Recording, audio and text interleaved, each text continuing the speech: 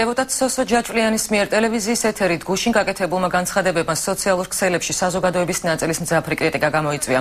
ჟურნალისტის კითხვის პასუხად, რომელიც დეპუტატის უფრო ადრე გაკეთებულ განცხადებებს შეეხებოდა, ჯაჭვიანმა აღნიშნა, რომ ამიერიდან სექსუალურ უმცირესობათა უფლებების დაცვას აპირებს, თუმცა ძველი გამონათქვამებისთვის ბოდიშს არ მოიხდის. დეპუტატის საზოგადოებრივი მაუწყებლის ეთერში გუშინ ეკა კვესიტაძის გადაცემაში იყო სტუმრად, სადაც სხვა საკითხებთან ერთად წამყვანმა კითხვების სექსუალურ უმცირესობებთან დაკავშირებითაც დაუსვა. ვარ პარლამენტში და მე შევეცდები რომ ისე დავიცვა მათი უფლებები, რომ რაც შეიძლება მეტი სიამოვნება მიიღონ ცხოვრებიდან.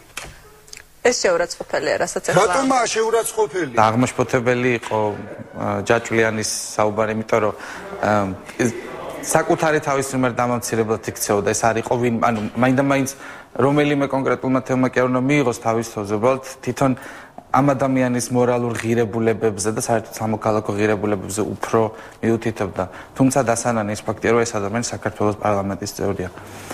მეორე მხრივ, რა თქმა უნდა, გაიზარდა მგრძნობელობა ჟურნალისტების მხრიდან და ძალიან მისასალმებელი იყო, რომ ეკა კვესიტაძე არ მისცა მას საშუალება, რომ რეაქციის გარეშე ჩაევლო ამ განცხადებებს.